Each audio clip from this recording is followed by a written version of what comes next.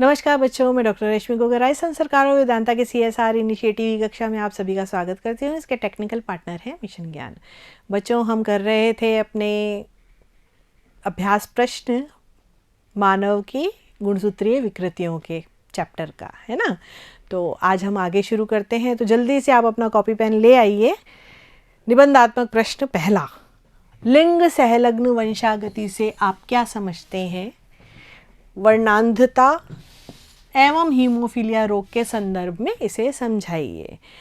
तो इसके बारे में हमने लघुतरात्मक जब प्रश्न किए थे तब भी हमने आपको जो बताया था कि जो लिंग गुणसूत्र हैं, है ना, उनके ऊपर भी जीन्स जो हैं वो लगे हुए होते हैं। ये बात जो है खोजों से पता चली, ठीक है। और ये देखिए, बाद में अनेक शोधों के आधार पर ये ज्ञात हुआ कि लिंग गुणसूत्र पर भी कैसे होते हैं, अनेक जीन्स उपस्थित होते हैं, ठीक है ना, जो शारीरिक लक्षणों के विशेषकों की अभिव्यक्ति करते हैं। ऐसे लक्षण जिनके जीन लिंग गुणसूत्र पर पाए जाते हैं, उन्हीं के साथ एक पीढ़ी से दूसरी पीढ़ी में वंशानुगत होते हैं। उनको क्या कहते हैं? लिंग संलग्न लक्षण कहते हैं। और एक्स गुणसूत्र जो है आपको पता है पुरुषों में भी उपस्थित होता है और स्त्रियों में तो होता ही है XX, है ना। पुरुषों में होता है XY और स्त्रियों में होता है XX, ठीक है ना। तो ये X गुणसूत्र पर पाए जाने वाले जीन पुरुष तथा स्त्री दोनों में अभिव्यक्त हो सकते हैं।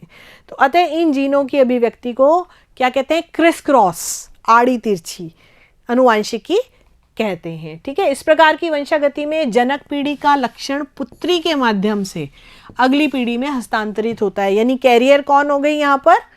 पुत्री हो गई। तो आपको इसी तरह से जो है ना पॉइंट्स में आपको आंसरिंग करनी पड़ेगी। निबंधात्मक प्रश्न है, ठीक है।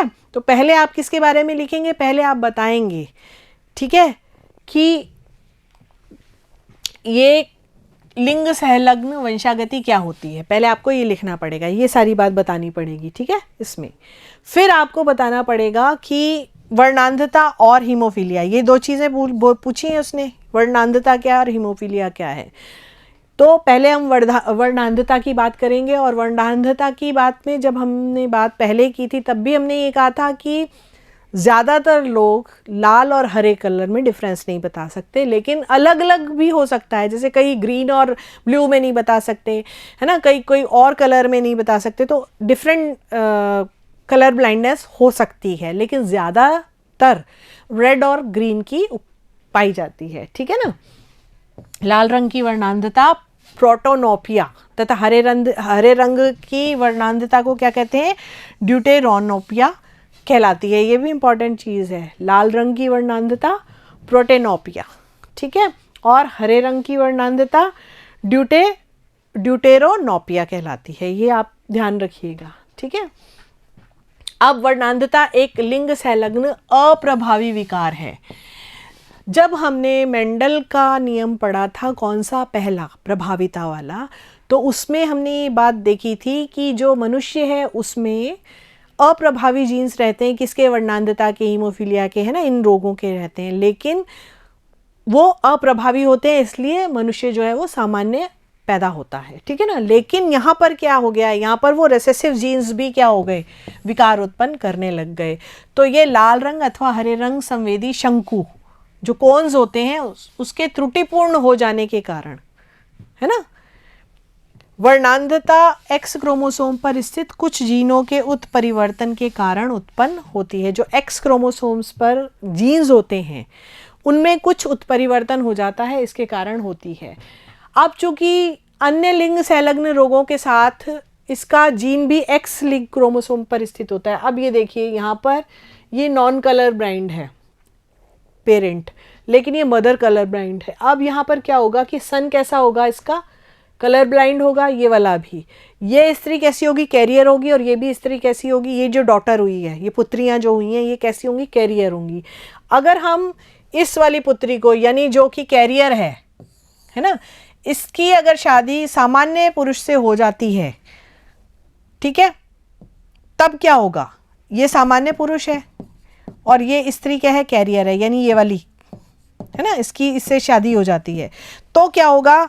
अब 50% तो कैसे होंगे? सामान्य पुत्र होंगे,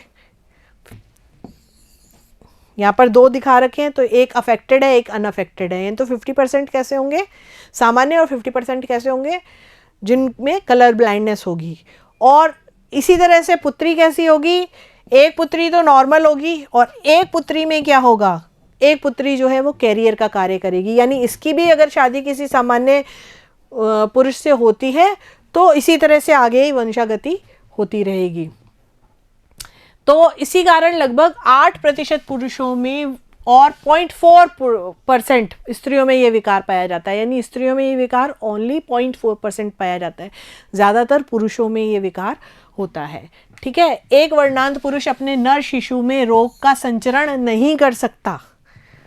ठीक है, अगर मदर नॉर्मल है और पिता वर्णांध है, ठीक है, तो क्या होगा, तो पुत्र में जो है नहीं जाएगा। ये क्यों नहीं जाएगा, क्योंकि रोग का वाहक कौन है, रोग का वाहक हमेशा क्या होती है, स्त्री होती है।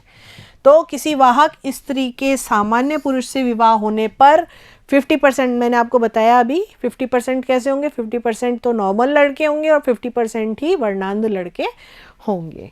पुत्रियां प्राय वर्णांध नहीं होती हैं जब तक कि माँ वाहक व पिता वर्णांध न हो। ठीक है,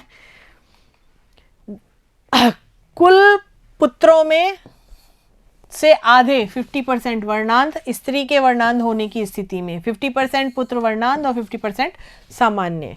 पुत्रियां 50% वाहक और 50% वर्णांध। ठीक है, वर्णांधता दादा से वाहक पुत्रियों के माध्यम से नाती में पहुंचती है। ठीक है, ये आपको ध्यान रखने वाली बात है। अब बात करेंगे हीमोफीलिया की। हीमोफीलिया रोग क्या है, हीमोफीलिया रोग में जो है सामान्य रूप से अगर हमारे कहीं कटवट लग जाता है, खून निकलता है, तो थोड़ी देर में क्या होता है, क्लॉट बन जाता है और खून रुक जाता है। लेकिन हीमोफीलिया में ऐसा नहीं होता है, यानी कट लगने पर खून जो है वो नहीं रुकता, लगातार बहता जाता है और मृत्यु भी हो सकती है। ठीक है, इसमें तो यानी कि इसमें स्कंदकर्ता कारक की क्या होती है, कमी होती है। जो थक्का जमाने वाला होता है उसकी कमी होती है। ठीक है, यह एक लिंग संलग्न अप्रभावी रोग है जो नर शिशु में अप्रभावित वाहक महिलाओं से होती है। यानी इसकी भी कैरियर कौन है, महिला होती है। ठीक है, इसमें सामान्य एलील की उपस्थिति में हीमोफीलिया की स्थिति नहीं बनती है। स्त्रियों में हीमोफीलिया से ग्रस्त होने की संभावना बहुत ही कम होती है, बहुत ही ना के बराबर होती है, क्योंकि इस स्थिति के लिए उसकी माँ का वाहक होना और पिता का हीमोफीलिया से ग्रस्त होना आवश्यक है। यानी माँ तो वाहक हो और पिता को हीमोफीलिया रोग होगा, तब ही पुत्री में आएगा। और पुत्री में अगर आता है तो जब उसका मासिक धर्म होता है तो क्या होगा, रक्त रुकेगा नहीं। ठीक है, तो बहुत मतलब खतरनाक वाली स्थिति हो जाती है। और ब्रिटेन की जो महारानी विक्टोरिया है उसके अनेक वंशज जो हैं वो कैसे थे, हीमोफीलिया से ग्रस्त थे। यानी उनकी पीढ़ी में ये रोग जो है उपस्थित होता है और वो खुद भी क्या थी, रोग की वाहक थी।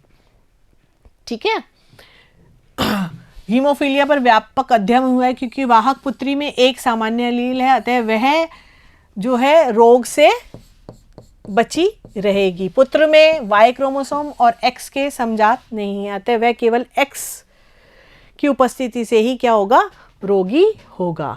ठीक है ना, तो यहाँ पर देखिए फादर जो है विदाउट हीमोफीलिया और मदर कैरियर है। ठीक है, तो क्या होगा, डॉटर जो है वो कैरियर बनेगी और सन के पास होगा, एक सन के पास, यानी 50% चांस है एक सन का। अगर दो सन है ना, तो 50% चांस है कि वो हीमोफीलिया उसको होगा और 50% चांस है वो सही होगा। इसी तरह से 50% चांस है डॉटर जो है वो कैरियर होगी और 50% चांस है कि वो सामान्य होगी। ठीक है, तो इस तरह से ये पूरी बात हमने की वर्णांधता और हीमोफीलिया की, और इस तरह से आपको जो है आपके रेखा चित्र बना करके और इसके बारे में लिखना पड़ेगा, पूरा निबंधात्मक प्रश्न। ठीक है, अगला निबंधात्मक प्रश्न अगले वीडियो में, तब तक के लिए नमस्कार, थैंक यू।